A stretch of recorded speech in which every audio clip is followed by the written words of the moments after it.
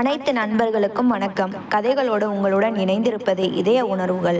இந்த கதை விறுவிறுப்பாகவும் சுவாரஸ்யம் குறையாமல் உங்கள் மனதை கவரும் கதையாக இருக்கிறது. இந்த கதையை ஸ்கிப் பண்ணாமல் முழுமையாக பாருங்கள். நம்ம சேனலுக்கு மறக்காம சப்ஸ்கிரைப் மற்றும் லைக் செய்து விடுங்கள். இப்பொழுது கதையை தொடரலாம். என்னடி சமையல் இது? உனக்கு ஒரு சோறு கூட ஒழுங்கா ஆக்க தெரியாதா? நாய் கூட திங்காத இதை. சிவகுமாரின் கர்ஜனை அந்த வீட்டின் சுவர்களை தாண்டி எதிரொலித்தது. கையில் இருந்த தட்டை ஓங்கி டைனிங் டேபிளில் அடித்தார். தட்டில் இருந்த சாம்பார் சாதம் சிதறி தரையில் விழுந்தது. சவிதாவின் உடல் பயத்தில் நடுங்கியது. கண்களிலிருந்து கண்ணீர் மடை திறந்த வெள்ளமென கன்னங்களை நனைத்தது. சமையலறையின் ஒரு மூலையில் ஒடுங்கி நின்று தன் புடவை தலைப்பால் வாயை பொத்திக் கொண்டு அழுகையை அடக்க முயன்றாள். அவளுக்கு அப்போதுதான் 19 வயது முடிந்திருந்தது. இன்னும் உலகமே தெரியாத பட்டாம்பூச்சி போல் பறக்க வேண்டிய வயது. சிவகுமாருக்கோ 39 வயது. அரசு அலுவலகத்தில் பவர்ஃபுல்லான பதவியில் இருக்கும் பெரிய அதிகாரி. அவருக்கும் ஒரு ஏழை நெசவாளர் குடும்பத்தில் பிறந்து வளர்ந்த சரிதாவிற்கும் பெற்றோர் பார்த்து அவசரமாக நடத்தி வைத்த திருமணம் இது. திருமணமாகி 5 வருடங்கள் ஓடிவிட்டன. இந்த 5 ஆண்டுகளில் ஒரு நாள் கூட சரிதா தன் கணவரிடமிருந்து அன்பான ஒரு வார்த்தையோ ஒரு மெல்லிய புன்னகையோ பெற்றது கிடையாது. அவளுக்கு நன்றாக நினைவிருக்கிறது. திருமணமான புதிதில் ஒரு நாள் அவர்கள் இருவரும் வெளியில் ஒரு துணி கடைக்கு சென்றிருந்தார்கள். அப்போது கடையின் மேலாளர் சிவகுமாரை பார்த்து, வாங்க சார், என்ன பொண்ணுக்கு காலேஜ் அட்மிஷனுக்கு துணி எடுக்க வந்தீங்களா என்று மிக எதேச்சியாக கேட்டார். அவ்வளவுதான். சிவகுமாரின் முகம் கருத்து போனது. சரிதாவிற்கு அந்த இடத்திலேயே பூமி பிளந்து உள்ளே சென்று விடலாம் போல் இருந்தது. அவர்கள் இருவரும் வெளியில் செல்லும் போதெல்லாம் பார்ப்பவர்கள் அவர்களை கணவன் மனைவி என்று நினைக்காமல் அப்பா மகள் என்று தவறாக நினைத்து கொள்வது வாடிக்கையாகி போனது.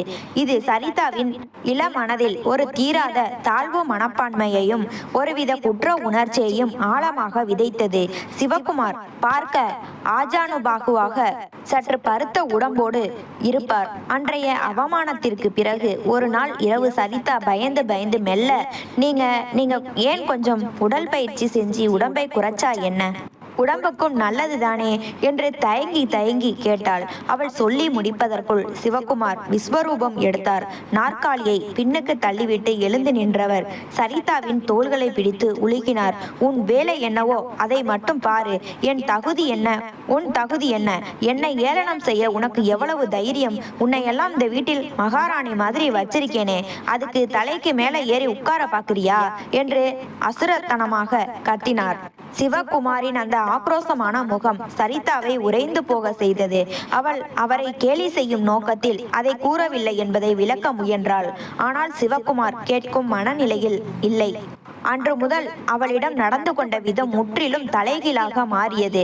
சரிதா ஒல்லியாக அழகாக சுட்டித்தனமாக இருப்பதை சிவகுமார் சற்றும் விரும்பாதது போல் காட்டிக்கொண்டார். வேண்டுமென்றே தினமும் மாலையில் அலுவலகம் முடிந்து வரும்போது டப்பாவாக நெய் பலகாரங்களையும் கொழுப்பு நிறைந்த டைரி தயாரிப்புகளையும் எண்ணெய் வலியும் பஜ்ஜி போண்டா போன்ற உணவுகளையும் வாங்கி வர தொடங்கினார். நான் வாங்கிட்டு வரதை ஒரு பருக்கை கூட மிச்சம் வைக்காம நீ சாப்பிடணும், இல்லனா அப்புறம் உன்னோட குடும்பத்தாரை வச்சு செய்வேன் என்று மிரட்டினார். அவரது மிரட்டலுக்கு பயந்தே சரிதா அந்த உணவுகளை அழுது கொண்டே விழுங்கினாள். நாளாக அந்த அஜீரண உணவுகளால் அவளது வயிறு கெட்டு போனது. சில மாதங்களிலேயே ஒல்லியாகவும் பேரழகியாகவும் இருந்த சரிதா அடையாளம் தெரியாத அளவுக்கு உடல் பருமன் ஆகி போனாள். கண்ணாடி முன்னால் நின்று தன் உருவத்தை பார்க்கும் போதெல்லாம் அவளுக்கு நரக வேதனை ஏற்பட்டது. தெருவில் போவோர் வருவோர் எல்லாம் கல்யாணத்துக்கு முன்னாடி கொடி மாதிரி இருந்த பொண்ணு இப்ப இப்படி ஆயிடுச்சே, புருஷன் வீட்டுல என்ன கவனிப்போ என்று கேலியாக பேச தொடங்கினர். உறவினர்களின் அந்த நச்சு வார்த்தைகளும் சிவகுமாரின் காரணமே இல்லாத அத்துமீறிய மன ரீதியான வன்முறையும் சரிதாவின் வாழ்க்கையை ஒரு இருண்ட நரகமாக மாற்றி இருந்தது. அவளது 19வது வயது ஒரு கூண்டு பறவையின் சிறகொடிந்த கதையாக மாறி நின்ற தருணம் அது. நாட்கள் வாரங்கள் மாதங்களாகின. சிவகுமாரின் நடத்தை நாளுக்கு நாள் மோசமடைந்ததே தவிர ஒரு துளி கூட குறையவில்லை. அதன் உச்சகட்டமாக ஒரு நாள் வீட்டு பராமரிப்பிற்காக அவர் வழக்கமாக தரும் அற்ப தொகையையும் நிறுத்திவிட்டார். இனிமேல் வீட்டு செலவுக்கோ உன் சொந்த செலவுக்கோ என்னிடம் காசு கேட்க கூடாது. உனக்கு அத்தனை திமிர் இருந்தால் உன் சொந்த காலில் நின்று நீயே சம்பாதித்துக்கொள் என்று முகத்தில் அடித்தார் போல் கூறிவிட்டு தன் சொகுசு காரில் ஏறி பறந்தார். நடுத்தர குடும்பத்தில் பிறந்து கணவரையே உலகம் என நம்பியிருந்த சரிதாவிற்கு அந்த வார்த்தைகள் சம்பட்டி அடியாக விழுந்தன. பெற்றோரிடம் போய் நின்று அவர்களின் வறுமையை கூட்ட அவள் விரும்பவில்லை.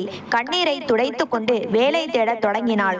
நல்ல வேளையாக அவளது வீட்டின் அருகே இருந்த ஒரு பெண்கள் விடுதியில் வார்டன் வேலை கிடைத்தது. அங்கு வரும் சிறு குழந்தைகளின் மழலை பேச்சும் அவர்களின் கள்ளமில்லா அன்பும் தான் சரிதாவின் ரணப்பட்ட நெஞ்சிற்கு சிறு மருந்தாக அமைந்தது. சில நேரங்களில் விடுதி அறையில் தனியாக இருக்கும்போது துக்கம் தாழாமல் அழுது கொண்டிருப்பாள். அதை பார்க்கும் குழந்தைகள் ஓடி வந்து, ஏன் ஆண்டி அழுறீங்க என்று கேட்கும் போது, ஒன்றுமில்லை செல்லங்களா, உங்க அங்கிளோட ஞாபகம் வந்துருச்சு என்று பொய் கூறி தன் கண்ணீரை துடைத்துக் கொள்வாள். வெளியுலகிற்கு தன் குடும்பம் சொகுசாகவும் மகிழ்ச்சியாகவும் வாழ்வது போல் நடித்து நடித்து அவளுக்கு போதும் போதும் என்று ஆகிவிட்டது. அவளது பெற்றோர் இந்த திருமணத்தை நினைத்து உள்ளுக்குள் பச்சாதாபப்பட்டு உருகினாலும் சரிதா அவர்கள் முன்னால் வரும்போதெல்லாம் அவர் என்னை நல்லாத்தான் பார்த்துக்கிறார் என்று நயம்பட பொய் பேசி நடிப்பாள். சிவகுமார் தன் அரசு பதவியை பயன்படுத்தி அலுவலகத்தில் லஞ்சம் வாங்கி குவித்து கொண்டிருந்தார். புது புது கார்கள், விலை மதிப்பற்ற நவீன கைபேசிகள், கழுத்தில் தடிமனான தங்க சங்கிலி, கையில் பிரேஸ்லெட் என தனக்காக மட்டுமே ஆடம்பரமாக செலவழித்து கொண்டார். ஆனால் வீட்டில் இருக்கும் தன் மனைவிக்கு ஒரு தக்காளி வாங்குவதற்கு கூட ₹1 கிள்ளி போட மனமில்லாத கஞ்சனாகவே நடந்து கொண்டார். அன்று ஒரு சனிக்கிழமை இரவு சரிதாவிடம் மளிகை பொருட்கள் வாங்க காசு இல்லாததால் வீட்டில் இருந்த சில காய்கறிகளை வைத்து சாதாரண சாம்பாரும் சோறும் சமைத்து வைத்திருந்தாள். இன்று 10 மணிக்கு அசைவ உணவை எதிர்பார்த்து வந்த சிவகுமார் தட்டில் சாம்பாரை கண்டதும் கோபத்தின் உச்சிக்கு சென்றார். நான் என்ன பிச்சைக்காரனாடி, உனக்கு மட்டன் சமைக்க வைக்கலையா என்று கத்திக்கொண்டே சரிதாவின் கன்னத்தில் ஓங்கி அறைந்தார். அந்த வேகத்தில் அவள் தரையில் சுருண்டு விழுந்தாள். உன் கூட வாழ்றதே எனக்கு பிடிக்கல, என் மனசை உன்னால ஜெயிக்கவே முடியலடி என்று குரூரமாக கத்திவிட்டு கார் சாவியை எடுத்துக்கொண்டு வீட்டை விட்டு வெளியேறினார். நண்பர்களுடன் நள்ளிரவு வரை குடித்துவிட்டு மதுவின் முழு போதையில் காரை அதிவேகமாக ஓட்டி வந்தார் சிவகுமார். இரவு 11:30 மணி இருக்கும். எதிர்பாராத விதமாக ஒரு திருப்பத்தில் கார் கட்டுப்பாட்டை இழந்து சாலையோர தூணில் பயங்கரமாக மோதி விபத்துக்குள்ளானது. நள்ளிரவில் மருத்துவமனையிலிருந்து அவசர அழைப்பு வந்ததும் சரிதா பதறி அடித்து கொண்டு ஓடினாள். விபத்து நடந்த இடத்திற்கு சென்று பார்த்தபோது அவளுக்கு ரத்தம் உறைந்தது போல் இருந்தது. காரின் முன்பகுதி அப்படியே நசுங்கி ஜாக்கி போட்டு தூக்கும் அளவிற்கு சிதைந்திருந்தது. சிவகுமாரின் தலையிலும் வாயிலும் பலத்த காயங்கள் ஏற்பட்டு ரத்தம் வழிந்தோடி கொண்டிருந்தது. அந்த கோரமான காட்சியை கண்ட சரிதா அதிர்ச்சியையும் துக்கத்தையும் தாங்க முடியாமல் மருத்துவமனை வளாகத்திலேயே மயங்கி விழுந்தாள். தீவிர அறுவை சிகிச்சைக்கு பின் விடியற் காலையில் மருத்துவர் அவளை அழைத்து விபரத்தை கூறினார். அவரது தலையிலும் முகத்திலும் பலத்த அடிபட்டிருக்கிறது. வாய் பகுதி மற்றும் தாடைகளில் தையல்கள் போடப்பட்டுள்ளன. முன்பக்க பற்கள் உடைந்து விட்டன. அடுத்த 6 மாதங்களுக்கு அவருக்கு முழுமையான அமைதியான ஓய்வு தேவை. எந்த காரணத்தை கொண்டும் அவர் மன ரீதியாக பதற்றம் அடையவோ அதிர்ச்சி அடையவோ கூடாது. அது உயிருக்கே ஆபத்தாக முடியும். சில நாட்களுக்கு பின் வீட்டிற்கு அழைத்து வரப்பட்ட சிவகுமாரால் எழுந்து நடமாட முடியவில்லை. படுக்கையிலேயே முடங்கி போனார். வாய்ப்பகுதி முழுவதும் தையல்களால் மூடப்பட்டிருந்ததால் அவரால் ஒரு வார்த்தை கூட பேச இயலவில்லை. ஆனால் படுக்கையில் கிடந்த அவரது கண்களில் இப்போது பழைய கோபமோ மிரட்டலோ இல்லை. மாறாக சரிதா தனக்கு கஞ்சி ஊட்டும் போதெல்லாம் அவளது முகத்தை பார்த்து குற்ற உணர்ச்சியிலும் வேதனையிலும் அவரது கண்களிலிருந்து கண்ணீர் தாரை தாரையாக வழிந்து கொண்டிருந்தது. அந்த மௌன கண்ணீர் ஏதோ ஒரு ரகசியத்தை சொல்ல துடிப்பது போல் இருந்தது. நாட்கள் நகர நகர சரிதாவின் வாழ்க்கை ஒரு பெரும் போராட்ட களமாக மாறியது. காலையில் விடிந்ததும் விடுதிக்கு ஓடி அங்கே வார்டன் வேலைகளை கவனிப்பது, மாலை வீடு திரும்பியதும் படுக்கையில் கிடக்கும் சிவகுமாருக்கு பணிவிடைகள் செய்வது என அவளது உடல் சோர்ந்து போனாலும் மனைவியாக தன் கடமையை அவள் கைவிடவில்லை. சிவகுமாரின் உடம்பை துடைத்து மருந்து கொடுத்து ஸ்பூனால் கஞ்சி ஊட்டும் போதெல்லாம் அவரது கண்கள் அவளை பார்த்து தவிப்பதை கவனித்தாள். கடந்த சில நாட்களாக சிவகுமாரிடம் ஒரு விசித்திரமான பதற்றம் தொற்றிக் கொண்டிருந்தது. படுக்கையில் இருந்தபடியே தன் வலது கை விரல்களை கஷ்டப்பட்டு அசைத்து வீட்டின் பூஜை அறைக்கு அருகில் இருந்த ஒரு சிறிய படிப்பு அறையை நோக்கி பதற்றத்துடன் சைகை செய்ய ஆரம்பித்தார். சரிதா அவசரமாக அவர் அருகில் சென்று, ஏங்க, என்ன வேணும்? உங்களுக்கு பசிக்குதா, இல்லை தாகமாக இருக்கிறதா என்று கேட்டாள். சிவகுமார் அழுகையோடு தன் தலையை வேகமாக அசைத்து மறுத்தார். அப்படியென்றால் கழிவறைக்கு செல்ல வேண்டுமா? அதற்கும் இல்லை என்பது போல் தலையாட்டியவர் மீண்டும் மீண்டும் அந்த படிப்பு அறையையே தன் நடுங்கும் விரலால் காட்டி கத்த முடியாமல் மௌனமாக வாய் திறந்து கதறி அழுதாள். அவரது தவிப்பை காண சகிக்காமல் சரிதா அந்த அறைக்குள் சென்று மேஜை, டிராயர்கள், புத்தக அலமாரிகள் என எல்லா இடங்களையும் அலசி ஆராய்ந்தாள். ஆனால் அவளுக்கு அங்கே வழக்கமான கோப்புகளை தவிர விசித்திரமாக எதுவும் தென்படவில்லை. அவள் வெறும் கையோடு திரும்பி வருவதை பார்க்கும் போதெல்லாம் சிவகுமாரின் நெஞ்சுக்கூடு பயத்தால் எகிரியது. அந்த தீராத பதற்றமும் இரத்த அழுத்தமும் அவரது உடல் நிலையை மேலும் மோசமாக்கி கொண்டே சென்றது. அப்படி ஒரு இக்கட்டான சூழ்நிலையில்தான் ஒரு நாள் மதியம் சரிதா விடுதி வேலை முடிந்து வீட்டிற்கு வந்தபோது அந்த விசித்திரமான சம்பவம் நடந்தது.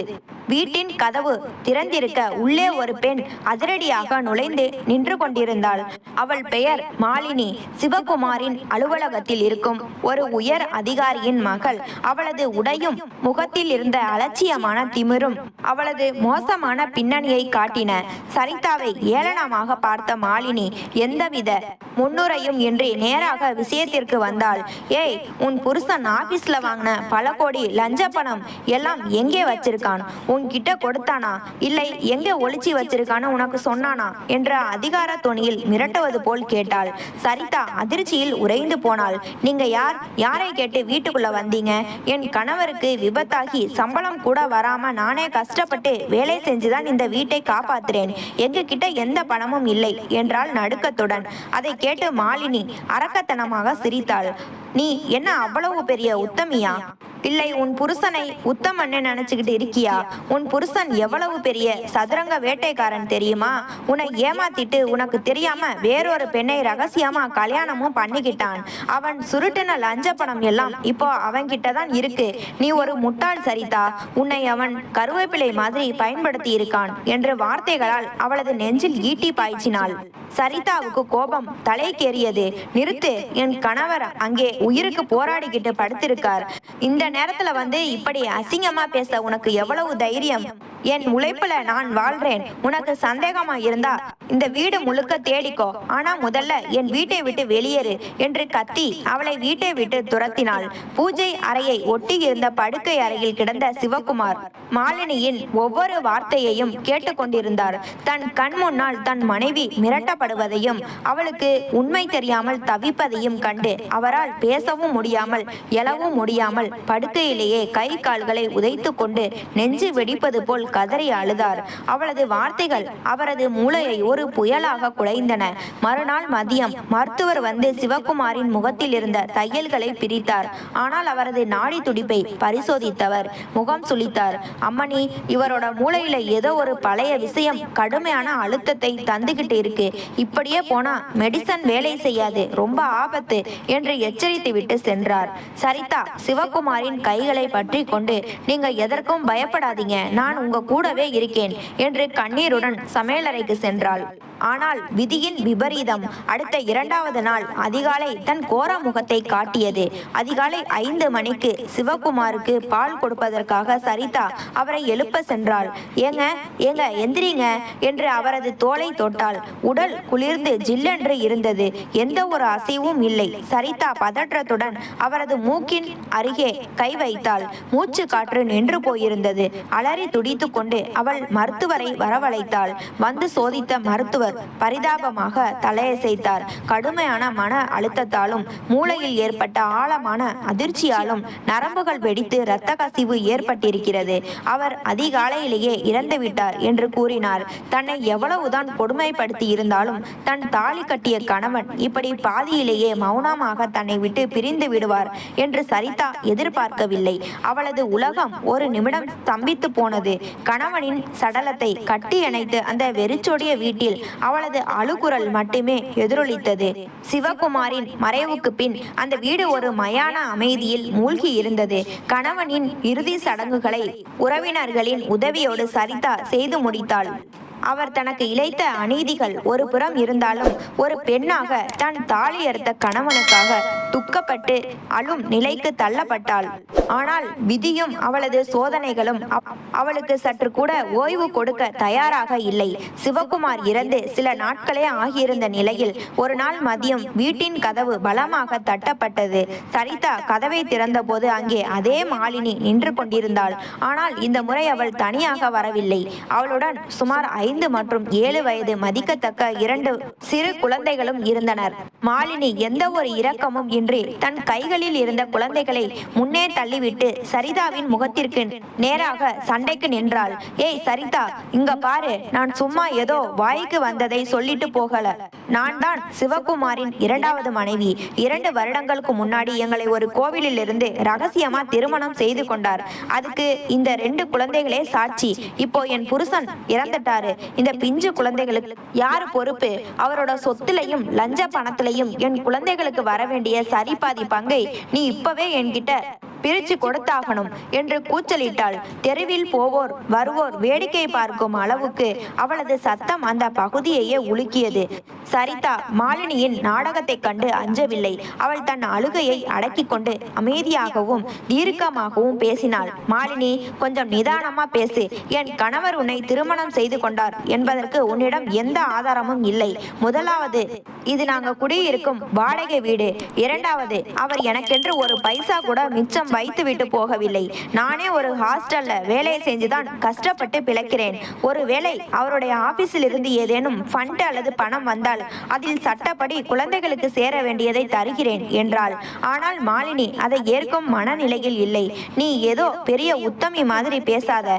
பணம் எங்கே இருக்கும் என்று எனக்கு நன்றாக தெரியும் என்று கத்திக்கொண்டே சரிதாவை தள்ளிவிட்டு வீட்டிற்குள் அதிரடியாக நுழைந்தாள். பீரோக்கள், சமையலறை பாத்திரங்கள், சிவகுமாரின் துணி மூட்டைகள் என இஷ்டத்திற்கு வீடு முழுவதும் தேடி பிசைந்தாள். எங்கு தேடியும் ஒரு பைசா கூட கிடைக்காததால் கடுமையான ஆத்திரமடைந்தாள். போகும்போது சரிதாவின் முகத்திற்கு நேராக விரலை நீட்டி, பணம் எங்கே ஒளித்து வைக்கப்பட்டிருக்கும் என்று எனக்கு தெரியும். நான் சும்மா விடமாட்டேன், மீண்டும் வருவேன் என்று கொடூரமாக மிரட்டிவிட்டு தன் குழந்தைகளை இழுத்து கொண்டு சென்றாள். அவள் சென்ற பிறகு வீடு முழுவதும் சிதறி கிடந்த பொருட்களை பார்த்து சரிதா பெருமூச்சு விட்டாள். வேலைக்கார பெண்ணையும் நிறுத்தி இருந்ததால் 2 நாட்களுக்கு பிறகு அந்த வீட்டை முழுமையாக சுத்தம் செய்ய அவள் முடிவு செய்தாள். கணவர் படுத்த படுக்கையாக இருந்தபோது சைகை காட்டி அழுது துடித்த அந்த படிப்பு அறைக்கு உள்ளே சென்றாள். அந்த அறையை ஒட்டி ஒரு சிறிய கழிவறை இருந்தது. சரிதா ஒரு வாளியில் தண்ணீரை எடுத்துக்கொண்டு அந்த பாத்ரூமை தூய்மைப்படுத்த தொடங்கினாள். அப்போது அங்கிருந்த கண்ணாடி தட்டின் மேல் வைக்கப்பட்டிருந்த ஒரு பழைய கனமான ஷாம்பு பாட்டில் தவறி தரையில் விழுந்தது. அது தரையின் ஒரு குறிப்பிட்ட ஓட்டின் மீது விழுந்த கணத்தில் டன் என்று ஒரு விசித்திரமான வெற்று பவுல சத்தம் கேட்டது. சரிதாவுக்கு சட்டென்று சந்தேகம் உதித்தது. கான்கிரீட் தரை என்றால் இப்படி பவுல சத்தம் வராதே. அவள் உடனே வெளியில் சென்று ஒரு கனமான கல்லை எடுத்து கொண்டு வந்தாள். அந்த சத்தம் அந்த ஓட்டின் மீது ஓங்கி அடித்தாள். 2-3 அடிகளிலேயே அந்த ஓடு உடைந்து சிதறியது. அங்கே தெரிந்த காட்சியை கண்டு சரிதா வாயடைத்து போனாள். அந்த ஓட்டிற்கு அடியில் ஒரு ரகசிய அலமாரி வடிவமைக்கப்பட்டிருந்தது. அதற்குள் ஒரு பழங்காலத்து மரப்பெட்டி நேர்த்தியாக வைக்கப்பட்டிருந்தது. சரிதா நடுக்கத்துடன் அந்த மரப்பெட்டியை வெளியில் எடுத்து திறந்தாள். அவளது கண்கள் அதிர்ச்சியில் அகல விரிந்தன. அவளது உடம்பில் ரத்தம் உறைந்து போவது போன்ற உணர்வு ஏற்பட்டது. அந்த பெட்டிக்குள் கட்டுக்கட்டாக 500 ரூபாய் நோட்டுகளும் ஜொலிக்கும் வைர நகைகளும் இருந்தன. அதோடு ஒரு பழைய வீடியோ கேசட்டும் சில முக்கியமான அரசாங்க ஆவண கோப்புகளும் இருந்தன. எல்லாவற்றிற்கும் மேலாக அதன் மேல் ஒரு கடிதம் இருந்தது. அதில் சிவகுமாரின் கையெழுத்து இருந்தது. சரிதா தன் நடுங்கும் விரல்களால் அந்த கடிதத்தை பிரித்து படிக்க தொடங்கினாள். என் அன்பான சரிதாவுக்கு, இந்த கடிதத்தை நீ படிக்கும்போது நான் இந்த உலகத்தில் இருக்க மாட்டேன் சரிதா. நான் உனக்கு துரோகம் செய்யவில்லை. என்னை ஒரு கொடூரமானவனாக கஞ்சனாக நினைத்து நீ என்னை வெறுப்பாய் என்பது எனக்கு தெரியும். ஆனால் அதற்கு பின்னணியில் ஒரு பெரும் ஆபத்து இருந்தது. என் அலுவலகத்தில் நடந்த ஒரு மாபெரும் பல கோடி ரூபாய் ஊழல் வழக்கில் அங்கிருந்த உயர் அதிகாரிகள் சேர்ந்து என்னை சதி செய்து சிக்க வைத்தார்கள். அந்த பணத்தையோ அல்லது ஆவணங்களையோ நான் உன்னிடம் கொடுத்திருந்தாலோ அல்லது உன்னிடம் நான் அன்பாக பழகி இருந்தாலோ என் எதிரிகள் உன்னை என் பலவீனமாக கருதி உன்னை கொடூரமாக கொன்றிருப்பார்கள். உன்னை என்னிடம் இருந்து தள்ளி வைக்கவும் உன்னுடைய உயிரை காப்பாற்றவும் தான் நான் ஒரு முரடனை போலவும் கஞ்சனை போலவும் நாடகமாடினேன். நீ பேரழகியாக ஒல்லியாக என் அருகில் இருந்தால் எதிரிகள் உன்னை எளிதாக குறிவைத்து கடத்துவார்கள் என்ற பயத்தில்தான் உன்னை வற்புறுத்தி அதிகம் உண்ண வைத்து உடல் பருமனாக மாற செய்தேன். உன்னை உலகத்தின் கண்ணில் இருந்து அசிங்கமாக மாற்றியது உன்னை எதிரிகளின் கண்ணில் படாமல் மறைத்து காப்பாற்றத்தான் சரிதா. அடுத்ததாக உன்னை மிரட்டி இரண்டாவது மனைவி என்று நாடகமாடி வந்தாளே மாலினி, அவள் என் மனைவி அல்ல. என்னை மிரட்டி பணம் பறிக்கவும் இந்த ஆவணங்களை திருடவும் பார்க்கிற அந்த முக்கிய ஊழல் அதிகாரியின் சொந்த மகள் அவள். என் மீது பழி சுமத்த அவளை பயன்படுத்தி இருக்கிறார்கள். இந்த மரப்பெட்டியில் இருக்கும் வீடியோ கேசட்டும் ஆவணங்களும் அந்த அதிகாரிகளின் ஊழலை ஒட்டுமொத்தமாக நிரூபிக்கும். இதை பத்திரமாக காவல்துறையிடம் ஒப்படைத்துவிடு. உன்னை நரகத்தில் தள்ளிய என் சூழ்நிலையை நினைத்து என்னை மன்னித்துவிடு சரிதா. உன் மீது உயிர் வைத்திருந்த உன் சிவகுமார். கடிதத்தை படித்து முடித்த சரிதாவின் கைகள் நடுங்கின. கடிதத்தின் தாள்கள் அவளது கண்ணீரால் நனைந்தன. தான் இத்தனை காலம் அரக்கன் என்று நினைத்த தன் கணவன் தன் தாலியையும் உயிரையும் காப்பாற்றத்தான் இவ்வளவு பெரிய பழியையும் வேதனையையும் சுமந்து மௌனமாக மாண்டிருக்கிறார் என்ற உண்மை அவளது நெஞ்சை பிளந்தது.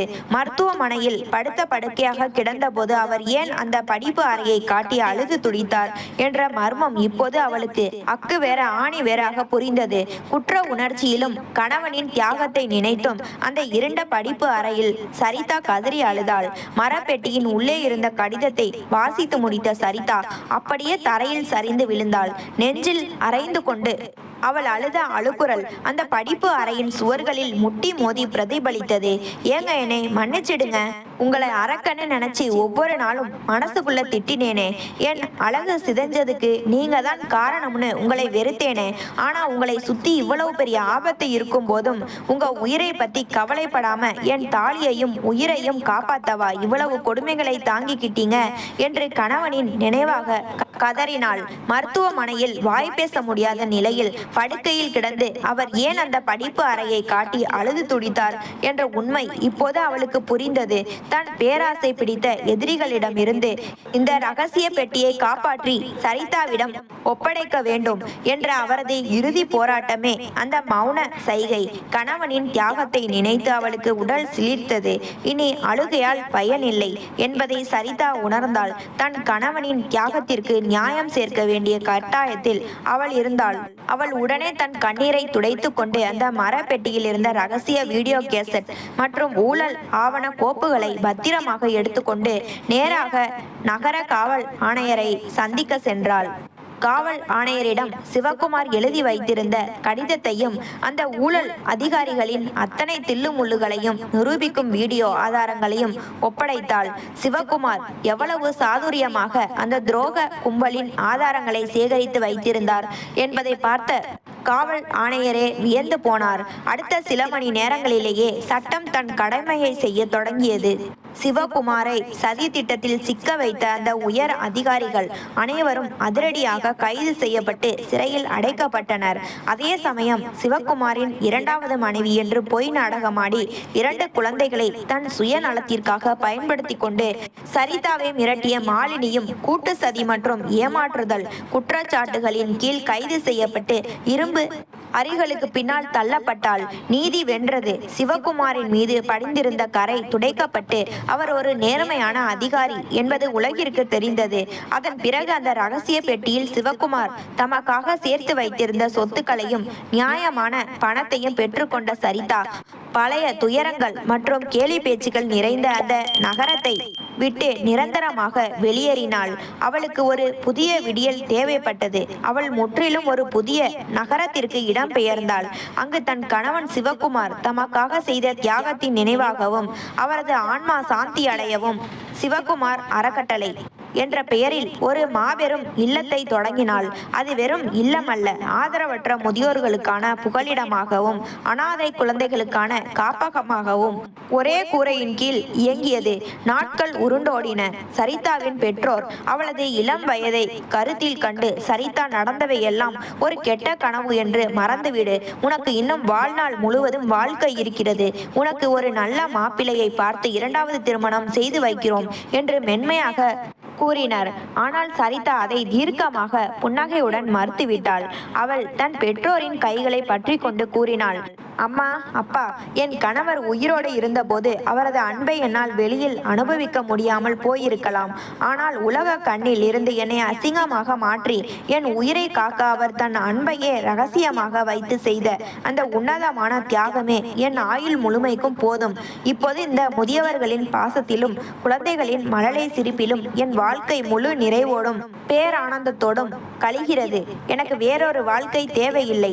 உடல் பருமனாக இருந்தாலும் மனதால் ஒரு தேவதையாக மாறி நூற்றுக்கணக்கான ஆதரவற்ற உயிர்களுக்கு தாயாகவும் மகளாகவும் நின்றாள் சரிதா. மாலையின் மெல்லிய வெளிச்சத்தில் காப்பக குழந்தைகள் ஓடி வந்து அவளை கட்டியணைத்துக் கொள்ளும் போது தன் கணவன் சிவகுமாரின் ஆன்மா எங்கோ ஒரு வானத்து நட்சத்திரமாக நின்று தங்களை பார்த்து சாந்தி அடைந்து புன்னகைப்பதை சரிதா ஆழமாக உணர்ந்தாள். நண்பர்களே, இந்த கதை பிடிச்சிருந்தா மறக்காம சப்ஸ்கிரைப், லைக் செய்து விடுங்கள். நன்றி.